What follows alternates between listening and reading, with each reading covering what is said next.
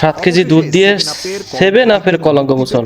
এক অভিনব কাণ্ড ঘটিয়ে বসলেন মৌলভীবাজারের এক সাবেক ব্রাজিলিয়ান ভক্ত।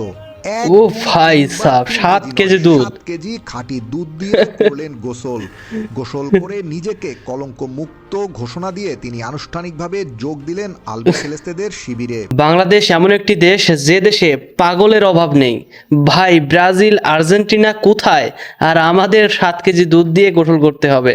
वो अलग ही लेवल का बंदा था।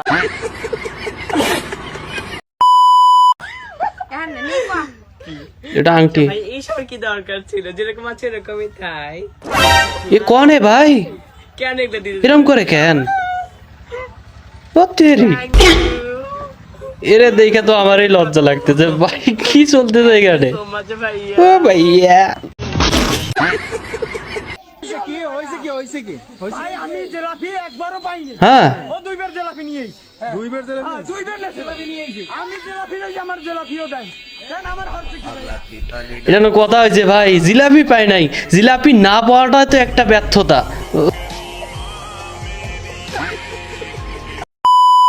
আর্জেন্টিনা ফুটবল দল আর্জেন্টিনার সমর্থক বান্ধবীর বাসায় গিয়ে ধরা ব্রাজিল সমর্থক যুবক নামের এক যুবক। বিষয়টি টের তাই পেয়ে নাকি? ওই তরুণীর বাসায় গিয়ে তাদের আটক করেন স্থানীয়রা। এ সময় জানা যায়, সামাজিক যোগাযোগ মাধ্যম ফেসবুকে ব্রাজিল দলের সমর্থনে নিয়মিত পোস্ট করতেন রুহুল আমিন। অপরদিকে ওই হ্যাঁ, তারপর? তরুণীও আর্জেন্টিনা দলের সমর্থনে ফেসবুকে পোস্ট করতেন। সেখান থেকেই হ্যাঁ। তাদের পরিচয়। ভালো বন্ধুত্ব হওয়ায় তারা ঘুরতে বের হন। পরে ওই তরুণীকে বাসায় পৌঁছে দেন রুহুল। যেখানে ব্রাজিল আর্জেন্টিনার সমর্থকদের মধ্যে যুদ্ধ লেগে যায়, সেখানে এরা বাসর রাতে যুদ্ধ করার প্ল্যানিং করতেছিল। ঘরের ভিতর ভাত খাইতে চেষ্টা করলাম, ফ্যানের বাতাসে শরীর ঠান্ডা হয় না। চিন্তা করলাম ভাত তো এখানে খাওয়া যাবে, এত গরম। মোটর সাইকেলে যদি আমি টান দিই 60-70, তাহলে তো ফ্যানের ও ভাই, 60-70 কিলোমিটার স্পিডে ভাত খাইতেছে। ভাতটা নিয়ে মোটরসাইকেল উঠলাম, উঠে মোটরসাইকেল টান দিয়ে মানে কি একটা ব্যাপার দেখতেছেন, কত পরিমাণ গরম পড়ছে এলাকায়।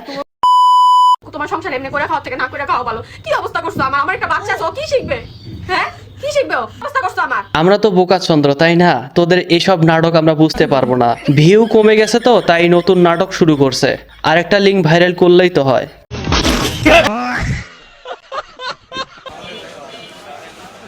ওরে ভাই, জার্মানি 7 আপ খাওয়াইতেছে ব্রাজিলকে।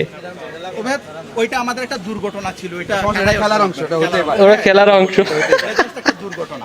এইভাবে বাস দিতে পারলেন আপনি ভাই, এটা একদমই ঠিক হইল না। শিক্ষামন্ত্রী ও লেখাপড়া করো তো, পড়তে হবে, নকল আর হবে না। চিন্তা করা যায়, আজকালকার জেনারেশন শিক্ষামন্ত্রীকে মূল্যায়ন করতেছে না, মিমিক্রি করতেছে। You get certain choosing a banner, space of the wagon is sad. ও ভাই সাহেব, এর গান। People are segregating this. আমি ফিফাকে রিকোয়েস্ট করতেছি, প্লিজ আপনারা এই মেয়ের কুকিল কণ্ঠী স্বরকে অফিসিয়াল করেন, শাকিরাকে বাদ দেন। অসাধারণ কণ্ঠ।